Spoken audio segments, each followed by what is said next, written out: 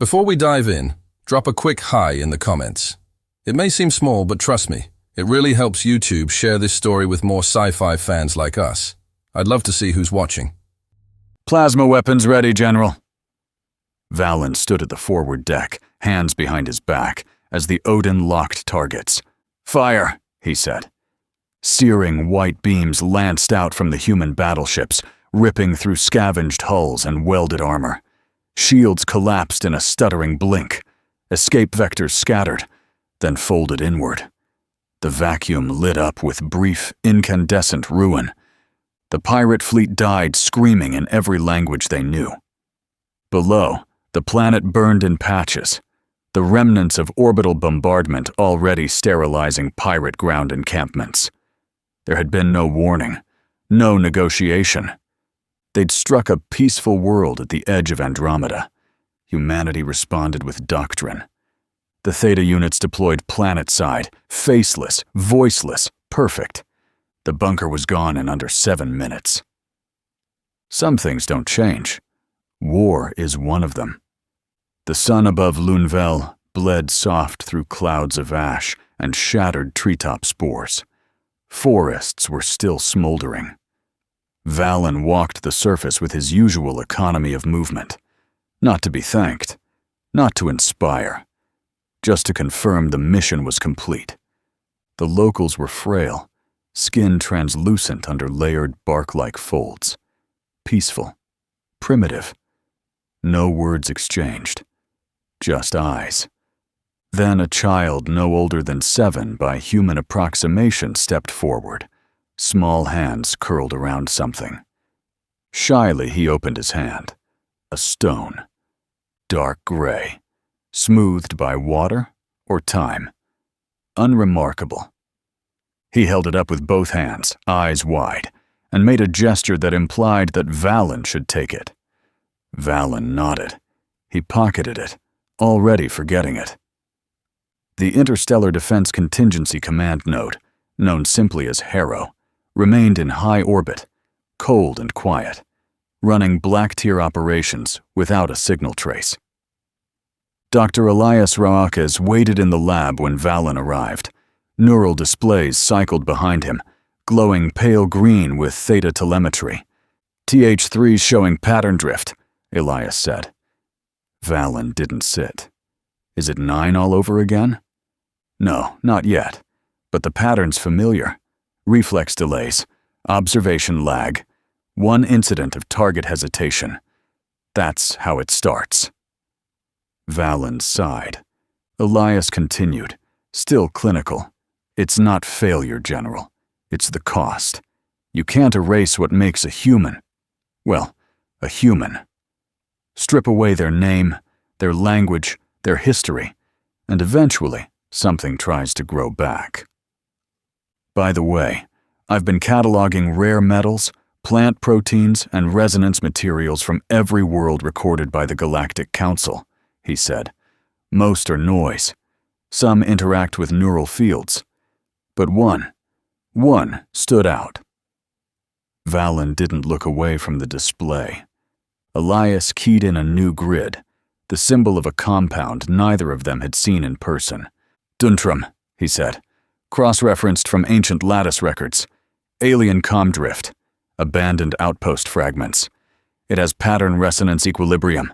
Properties. It's theoretical, but the properties repeat. Valen raised an eyebrow. So? It resonates with biological pattern fields, not input-output response, alignment, internal harmony. It vibrates with the frequency of surrounding systems. Valen turned slightly, still confused. In English, he added, it hums with whatever it's near. It aligns instability. It might stop a theta from becoming another 9. Valen frowned. Where do you get it? Elias brought up the star chart. A single system blinked at the edge. Thorgan. Valen gave a slight wave, dismissing the idea. You're out of your mind. Thorgan doesn't talk, doesn't trade, doesn't kill either, because they don't need to. You show up on their doorstep. They don't warn you. They unmake you. He looked straight at the doctor. I'm not starting a war with godlike beings over a pebble that might not even help. Valen left without another word. Later, in his private quarters, Valen undressed. The air recycled around him, sterile and quiet. The uniform hit the deck in a controlled heap. From one pocket, something rolled out and stopped at his foot. The stone. The child's gift. He stared at it, long enough to remember, not long enough to believe it mattered. He slid it into a containment capsule and sent it with a short voice log to Elias. Not your miracle medal, he said, but maybe it'll keep you entertained. 10 minutes later, a junior tech arrived at Elias's lab with the delivery. From the commander's last drop zone, the tech said. Said you'd want it. Elias waved him off, already scanning. When the results came up, he stopped breathing. Duntram's signature detected. Confidence level, 98.7%. The scan repeated twice. Same result. He ran to the forge station. The fragment was tiny, barely usable. But enough. Elias crafted the alloy into a simple diapason, harmonic, silent, tuned to low resonance. He activated TH3, seated the unit, monitored vitals, then set the diapason beside him. It vibrated, imperceptible to sound, but not to mind. Neural readings spiked, emotion filters collapsed, pattern drift accelerated. But instead of destabilizing, it clarified. TH3's eyes shifted behind the visor. He turned his head slowly, as if looking. Then he asked, "Where is 9?" Elias stared at TH3, eyes wide. "This doesn't fix them," he murmured. "It frees them." The meeting had drained more than it decided. General Valen left the council chamber with High Counselor Tao's words echoing behind his eyes. The insectoid's voice had been all precision and dread, his antennae lowered in what passed for Chikhtari solemnity. "Rumors persist, General. The Thorgan tremble in silence. There are whispers that Navax, the unbeing, has returned. If that is true, balance itself will collapse." Valen had said nothing then. You didn't interrupt a Chikhtari mid-prophecy. You endured it. He walked the length of the transport corridor aboard the Odin, the dreadnought's vibration thrumming faintly through the deck. Beyond the viewport, the stars turned slow.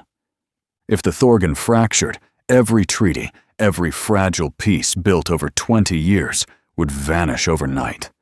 And a war with gods never ended well for mortals. He was back aboard the Harrow 2 hours later. In his quarters, Valen unsealed his collar and rolled his neck until it cracked, a little of the tension bleeding from his shoulders. 48 hours without rest. He needed a shower, he thought. The recycled air tasted like metal and fatigue. He was halfway to the shower when the holo display chimed. Elias's face shimmered into the room, hollow-eyed, breath quick. "General, you need to come to the lab. Now." Valen rubbed the side of his neck. "Can it wait 10 minutes? I need a shower, a reboot." "No," Elias said flatly. "You won't sleep after this anyway." The feed cut. Valen stared at the blank display, muttered a curse, and turned back for the door. The laboratory lights met him with sterile brilliance. Monitors pulsed in green and blue. He expected Elias to be buried in diagnostics, but the voice that greeted him wasn't Elias's. "Welcome back, General Valen." The tone was clear, steady, human. Valen stopped cold. A man, young, unarmored, stood beside the diagnostics chair. Broad shoulders, shorn hair, eyes bright with something dangerously close to curiosity. "You are?" Valen managed. "3, the man said after a pause. "TH3, it's an honor to meet you." Valen turned slowly toward Elias, who stood at the console, arms folded. "Explain," Valen said. Elias sighed as if words were reluctant to form. "The stone you sent me. It contained Duntram traces. I alloyed it, ran a resonance test. He gestured toward 3. It worked, just not how we expected. Define worked. It removed the suppression lattice entirely. Emotional filters, neural gates, everything. He isn't stabilizing into a better weapon, General. Elias's voice lowered. He's human. Valen's shoulders tensed. Are you saying a stone an alien child gave me as a thank you gift turned one of our best assets into something we can't control? Yes, Elias said, and we need more of it if we're going to fix him. Fix him? Valen asked. He's talking. He's talking, Elias agreed, but his mind is juvenile. Pre-adolescent pattern structure. He's strong, enhanced, but unfocused. He can't fight. He can't be trusted in the field. If we leave him like this, he's a risk to himself and everyone else. 3 stood silently, watching the exchange. There was a faint, unsettled confusion behind his eyes, like someone listening to a language he almost understood. Do you know who you are? Valen asked him. I know. What I was, 3 said softly. But it doesn't feel like me anymore. The answer landed heavy. Valen turned back to Elias. You realize I have no way to get more of that metal. We're 1 rumor away from a war with the Thorgan, and you want me to mine their holy relics? Not relics, Elias said. I traced the resonance signature. The boy who gave you that stone. He didn't find it. He was given it. By a Thorgan. Valen's eyes narrowed. You're sure? Yes. The Thorgan send emissaries sometimes, teachers. Some act as priests, guiding younger species toward equilibrium. The boy from Luneville was part of a training program. He met one of them. And this priest just handed him a piece of Duntram? Apparently. We don't know why. But if that being is still alive, he may have more, and he may know what Duntram really is. You want me to track down a god? Valen said, and ask if he's got any spare rocks. First, Elias said quietly, you'll need to meet the boy, again. Valen looked from Elias to 3, human, breathing, waiting for orders he no longer understood. And if I can't? Elias didn't answer immediately. He only looked back at the data feed, the readout still pulsing in slow rhythm beside 3's silhouette. Then we start losing them, one by one, Elias said. Attention, incoming transmission, Galactic Council, Class 1 emergency priority. The holodisplay lit up without request. A pulse of red flickered behind the council crest, then the image resolved. High Counselor Tao's face appeared. Chitinous frame rigid, mandibles twitching in what might have been alarm. The transmission lagged for half a second. Then his voice came through. General Valen, he said, we are under attack. All defensive protocols have failed. Shield harmonics are non-responsive. Weapons are... He stopped. Behind him, the chamber lights flared. Something blue. Then violet. A shimmer of bioluminescent static wrapped across his form. Some kind of silent energy. Tao froze. His limbs stiffened. Mouthparts locked in mid-speech. His eyes dimmed. His body began to change. From physical to translucent. To nothing. Gone. The transmission didn't cut. It simply emptied. Then something else filled the frame. A figure, not alien in form but human in shape. An elder. White hair, shoulder length. A beard that reached the collar of robes so fine they looked etched from mist. Skin pale as ancient stone. Eyes impossible to read. He did not announce himself. He simply looked forward, as if he could see through the channel. Humans. One word. No threat in tone, no force behind it. But the sound alone felt ominous. Then he raised his hand. A single wave, the signal collapsed. Harrow's deck lights stuttered. All council-linked displays dimmed in unison. Every connection severed. Dead silence. Elias stood frozen. Not with fear, but with the kind of dread only a scientist feels when the laws stop making sense. Valen exhaled and activated his command channel. Sheldon. Yes, sir. Report. Council net is down across all sectors. Last external ping came from the GUF diplomatic relay. Translated message reads, a pause. The council is gone, sir. Not the hall, not the system. The members, all of them. Elias slowly turned to Valen. Was that? I don't know, Valen said. But if the rumors are true, that was Navax, the rogue Thorgan. He didn't raise his voice, didn't look shaken, but the name landed like a dropped weapon. Sheldon, how long until the Odin's prepped for departure? 3 hours, General. Good. Wake me then. I'm getting 2 hours sleep. If this war's starting, I want a clear head. Valen turned to Elias. Any other theta showing 9 symptoms? Elias shook his head. No pattern anomalies yet. Nothing outside containment thresholds. Keep it that way. He started for the lift, then paused and turned toward Elias. You and TH3. You're coming with me. 7 hours later, the Dreadnought Odin, flagship of Earth Strategic Command and Valen's command vessel since Earth joined the Galactic Council 2 decades ago, broke atmosphere over the world known as Lunvel. It was a forest planet, not a metaphor, a canopy world, endless and alive. Trees the size of towers stretched over river-veined valleys, their leaves glistening with iridescent spores that pulsed gently in the breeze. Wildlife moved in silence. Colors shifted with the light. And everything, flora, fauna, wind, and root, seemed to hum in harmony. The Lunvel people didn't mine, didn't hunt. They lived in communion with their world, sharing energy through ritual and practice. Their architecture was grown, not built. Their music wasn't composed. It bloomed. But even paradise isn't immune to orbit. Beneath their forests lay deposits of carithium, the rarest, most stable material used in faster-than-light engine cores. Earth had it. Some colonies had more. But Earth had fleets. Lunvel didn't, which made them a target. Earth had intervened. The pirates were gone. But the world still bore scars. A transport pod from Odin settled onto a raised landing platform, gently overtaken by flowering vines that shifted like curious hands. The air shimmered with gold pollen. The doors opened.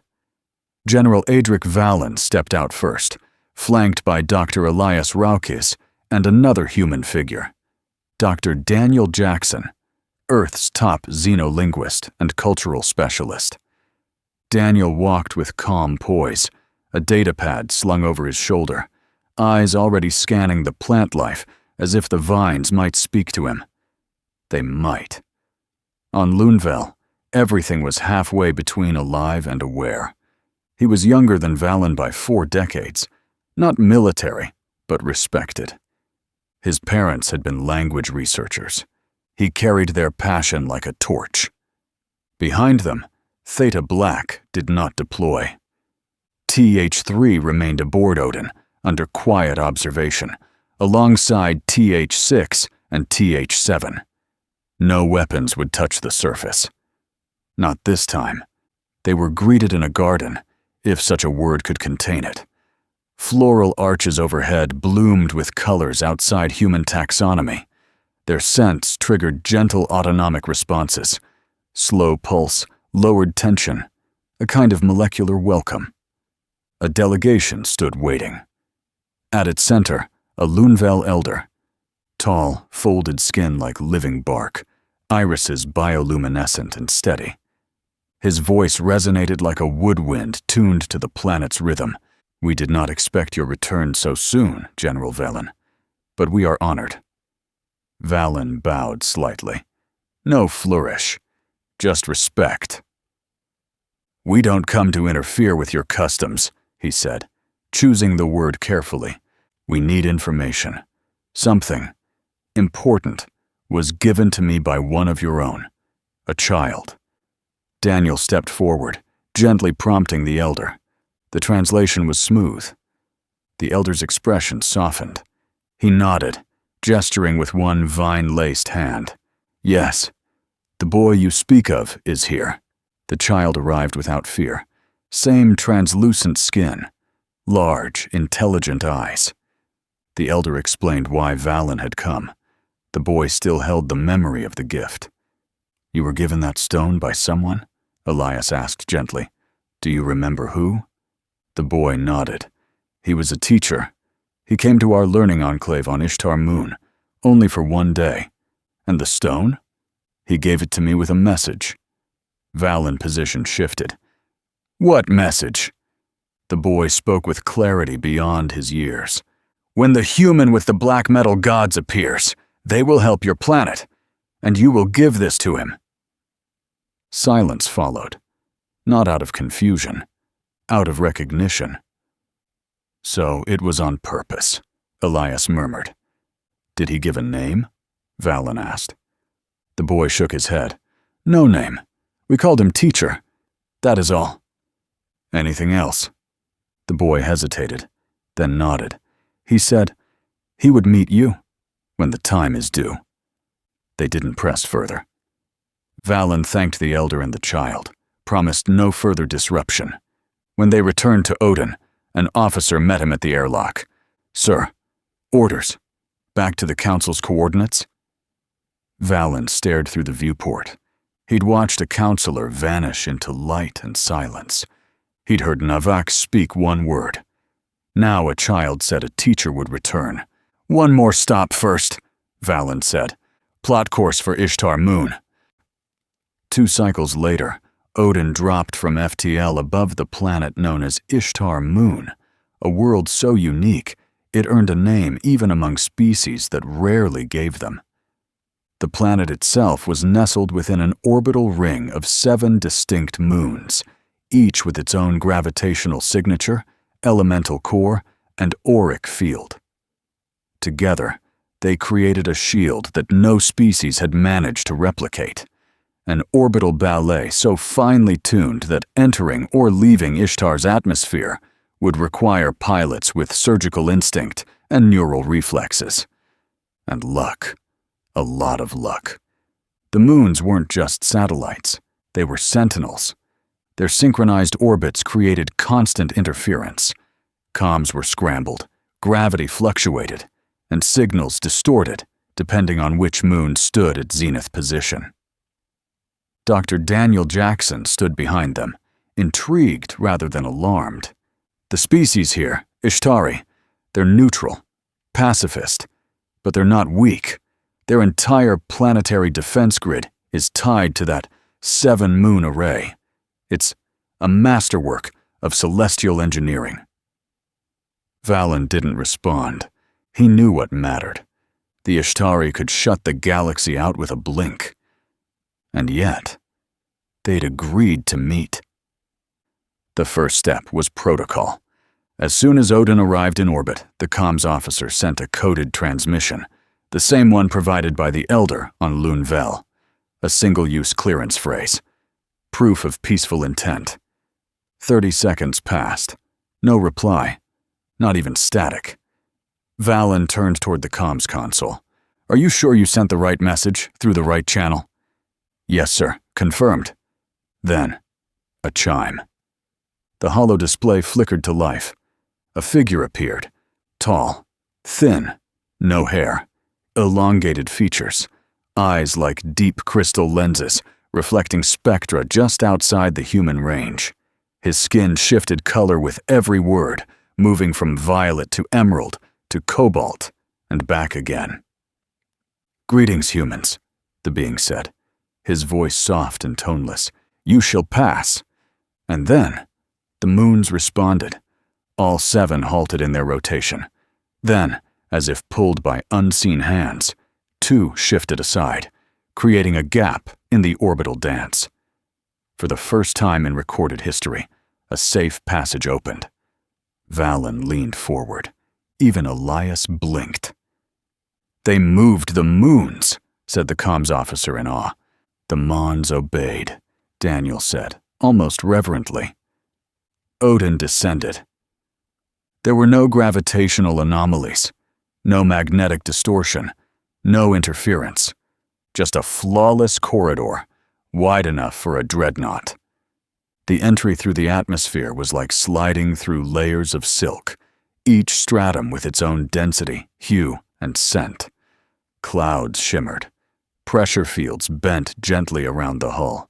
No turbulence, just a descent into something designed. Then the planet emerged, and what they saw stopped every word in the command deck. Columns, marble, temples like ancient Earth.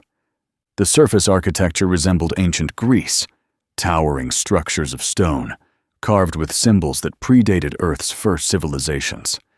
Pillars, archways, amphitheaters. Water flowed through terraced channels. Music lingered, unplayed. Daniel spoke first. "This is impossible. This is human." A welcoming party approached. At its head, a man, or something that looked like one, tall, draped in robes, dark hair to the shoulders. His robes had gold-trim threading. His features were unmistakably human. Daniel stepped forward. "You're human?" The being smiled. "We were. But this is an illusion," he said gently.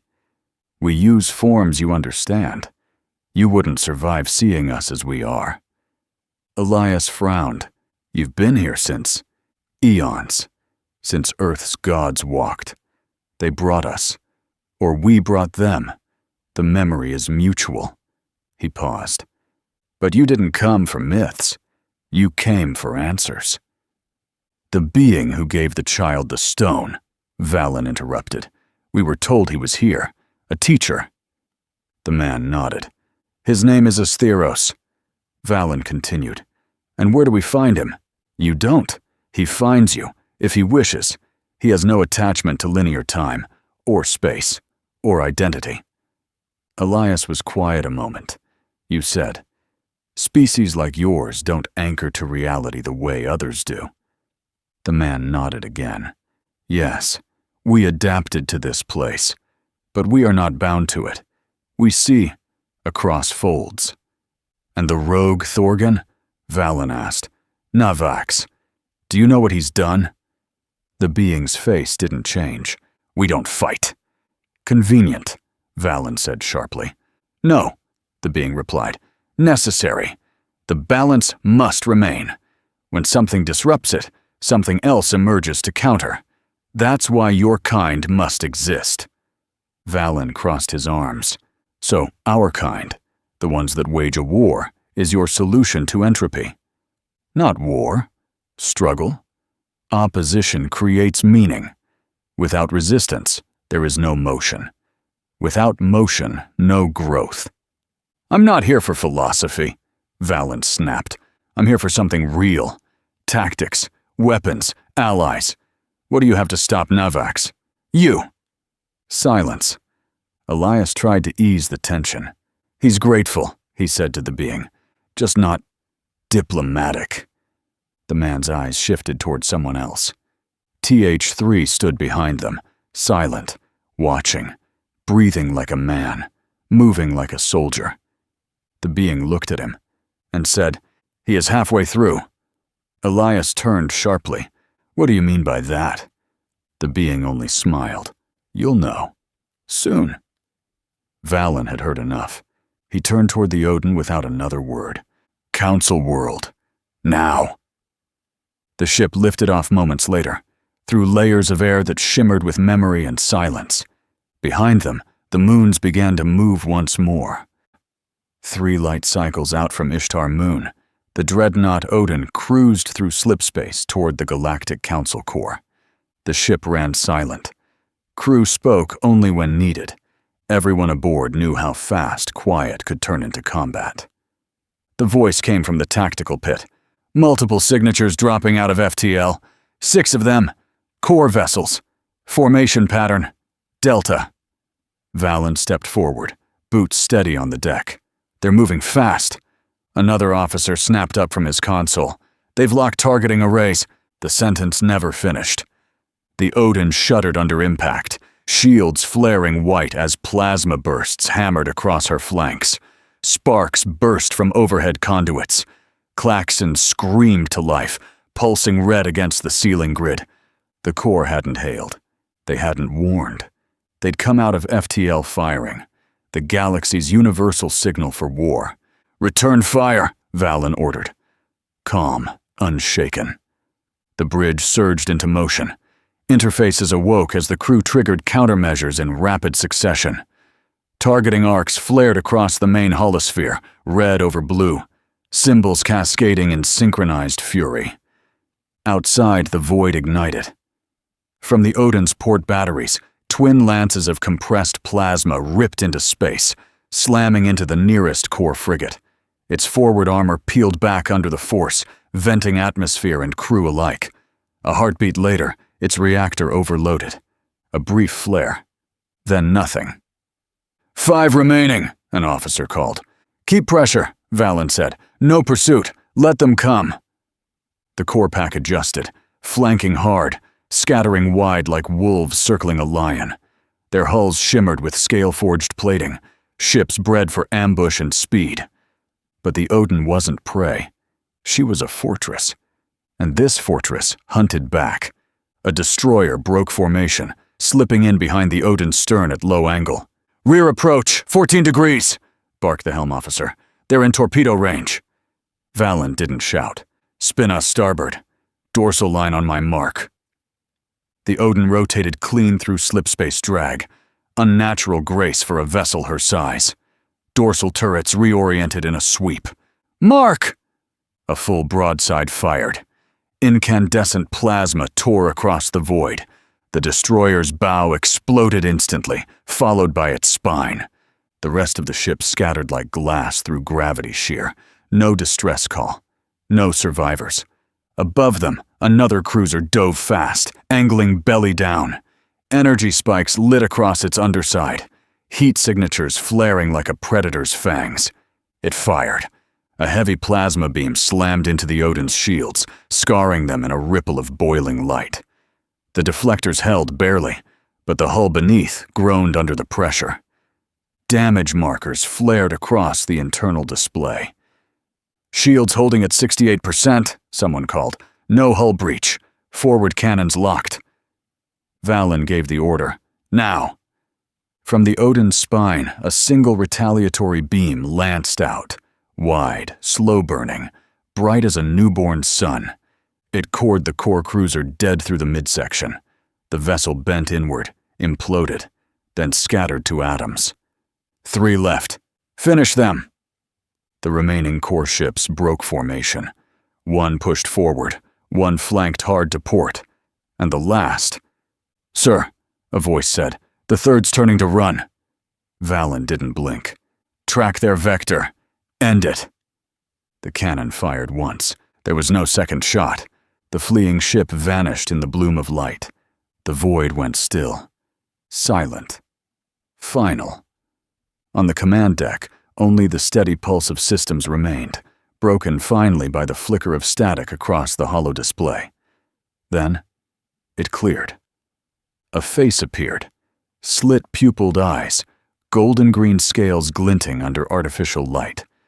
The insignia of the Council shimmered faintly behind him, warped and wrong. Ratan Mar, Corps Tactician. Now High Counselor. "General Valen," he said, voice low and dry. "Your response was efficient." "You could have sent a message," Valen replied. "We did," Ratan said. "We simply sent it with teeth." The Council insignia glowed behind him, corrupted by something darker, and in that light, Valen saw it. Loyalty not to a council of voices, but to one. Navax, the unbeing. Ratan straightened. By decree of the new order, under the eye of Navax, Earth's access to the Council has been revoked. All rights, all protections, effective immediately. You've sided with him. Silence stretched between them. The Corps' expression didn't change. "It isn't personal, General," Ratan said. It's survival. Then the transmission died. No one moved. Elias exhaled slowly beside him. So it began. Valen watched the last remnants of the destroyed core fleet drift like ash through the dark. His hands stayed steady. His thoughts did not. No, he said quietly. It began the moment we let monsters speak for peace. He keyed his comm. Set course for the Harrow. There was a pause. Then the helmsman's voice. Plotted, sir. Engines ready. Engage. The Odin turned silently in the stars, engines flaring blue against the dark. The Odin docked with the Harrow just under 4 hours after the last core ship was reduced to drifting wreckage. The dreadnought's massive spine locked into the Harrow's orbital cradle, magnetic clamps engaging with a deep, resonant thud that echoed through the airlocks. General Valen disembarked in silence. Flanking him were Dr. Elias Rox, Daniel Jackson, and the THETA units assigned to the mission. With his helmet off and his gaze unreadable, his silence unsettled everyone around him. As they passed through the docking corridor, a junior officer jogged to intercept them. Sir, he said, straightening his uniform, there's a visitor. He's waiting in the main council hall. Valen stopped mid-stride. Visitor? Yes, sir. He arrived. Not by shuttle. No records. Just appeared. Alone. Requested you by name. Elias blinked. Appeared? Define appeared, Valen said. It happened. Just like that, the officer said. And sir, he looks like us. Valen looked at Elias. Elias looked at TH3, TH6, and TH7. Jackson was already reaching for the translation subroutines on his forearm interface, just in case. Show us, Valen said. They followed the officer through the corridors of the Harrow.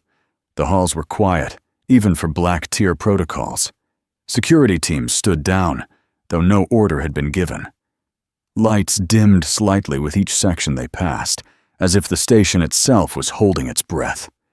The meeting hall doors hissed open, and there, at the center of the chamber, sat someone who appeared perfectly at ease, waiting.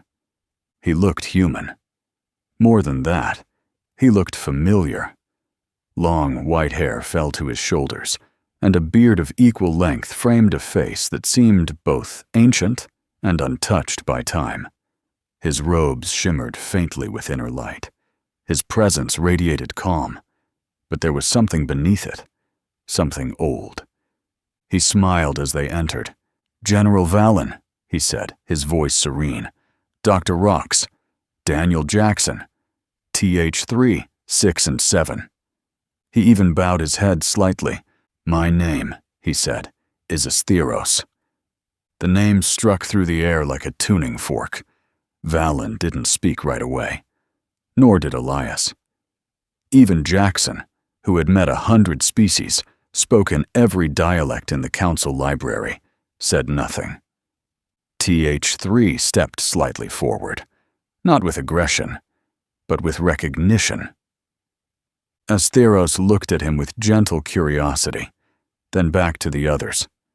I believe you have questions, he said. I've come to give you what answers I can. His tone was not arrogant, not condescending, just final. Valen crossed his arms, then started talking. Hey there, space human. I'm really curious about your thoughts on this video. Drop a quick comment and let me know what's on your mind. Or just say hi if you prefer.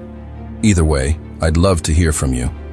Also, remember to check the pinned comment. Trust me, it's worth a look. Oh, and one last thing. I've chosen another video for you to watch. Just click the card here, or here if you want the whole playlist. See you there.